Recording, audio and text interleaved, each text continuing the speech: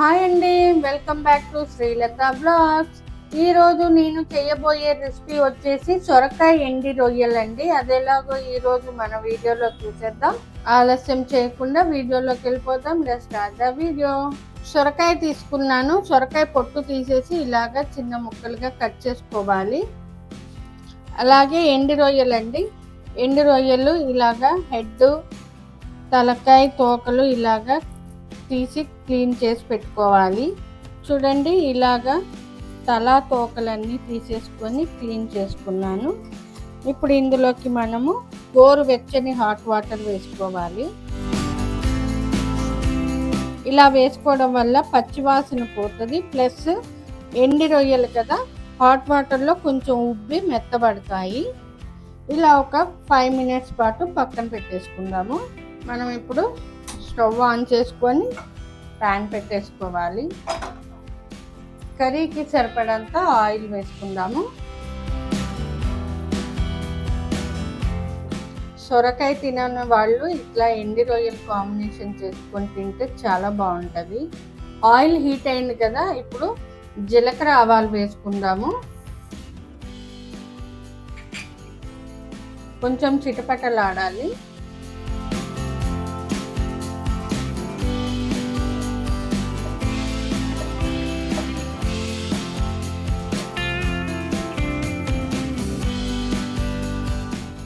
ముందుగా కట్ చేసి పెట్టుకున్న ఉల్లిపాయ, పచ్చిమిర్చి, కరివేపాకు, టమాటో వేసుకోవాలి.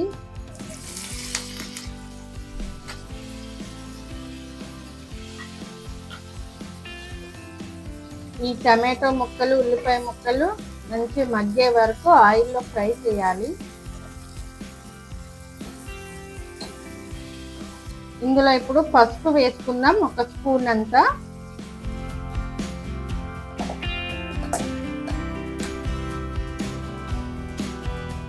సాల్ట్ కూడా వేసుకుందాము. సాల్ట్ వేసుకోవడం వల్ల టమాటోలు, ఉల్లిపాయలు తొందరగా మగ్గుతాయి. నేను 2 స్పూన్లు వేసుకుంటున్నాను, రుచికి సరిపడంత.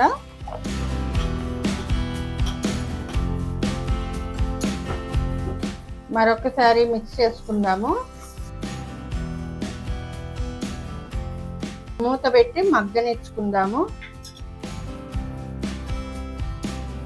5 minutes అయింది కదా. ఇప్పుడు ఈ ఎండు రొయ్యల్ని 2-3 సార్లు కూల్ వాటర్లో వాష్ చేసుకోవాలి. ఇందులో ఇసుక ఏమైనా ఉంటే ఇందులోకి వెళ్ళిపోతుంది. ఇలా పైన ఇలా తీసి మరొక బౌల్లో వాటర్ తీసుకొని ఇందులో వేసుకోవాలి. ఇలానే 2-3 సార్లు వాష్ చేసుకుంటే ఇందులో ఉన్న ఇసుకంతా ఆ నీళ్ళలోకి వెళ్ళిపోయి ఫ్రెష్గా అవుతాయి. చూద్దాము. చూడండి,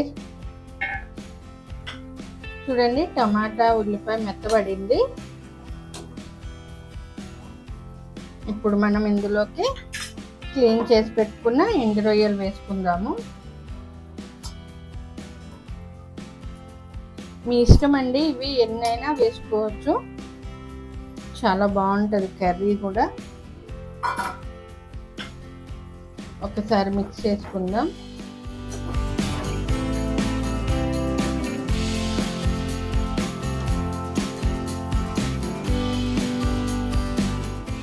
ఇప్పుడు మనం సొరకాయ ముక్కలు వేసుకుందాము. సొరకాయ తినని వాళ్ళు ఇలా ఎండి రొయ్యలలో మిక్స్ చేసుకొని వండుకొని తింటే కర్రీ చాలా టేస్టీగా ఉంటుందండి. మళ్ళీ చేసుకొని తింటారు, అంత టేస్టీగా ఉంటుంది.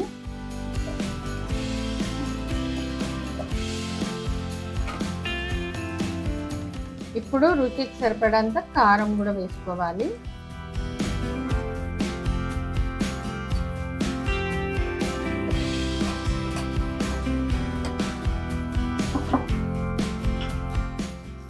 ఒకసారి మిక్స్ చేసుకుందాము.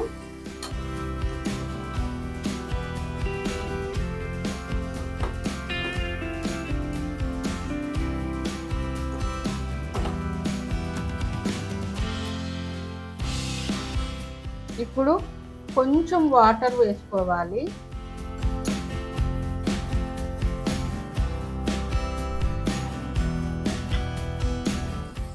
సొరకాయ మగ్గాలంటే ఇందులో వాటర్ ఉంటుంది, అందుకని కొంచెం వేసుకోవాలి.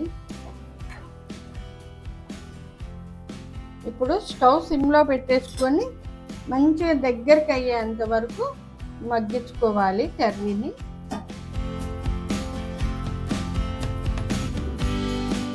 ఒకసారి చూద్దాము.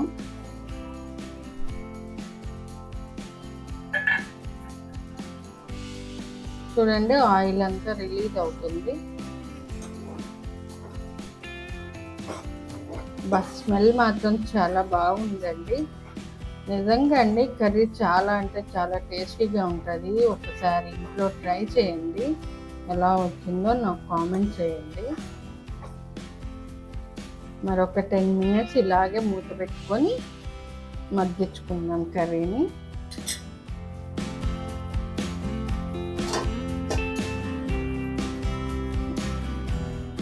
చూద్దాము. వావ్, చూడండి, వాటర్ అంతా ఇనికిపోయి ఆయిల్ అంతా బయటకు వచ్చేసింది. మన కర్రీ రెడీ అయిపోయిందండి. సొరకాయ ఎండు రొయ్యల కర్రీ రెడీ.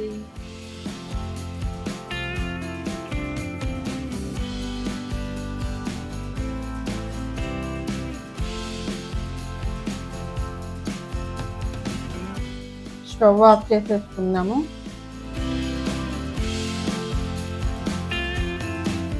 ఓకే అండి, చూసేసారు కదా సొరకాయ ఎండు రొయ్యల కర్రీ. మీరు కూడా ఒకసారి ఇంట్లో ట్రై చేయండి, ఎలా వచ్చిందో నాకు కామెంట్ పెట్టండి. ఈ వీడియో మీకు నచ్చితే like, share, subscribe to my channel. Thank you.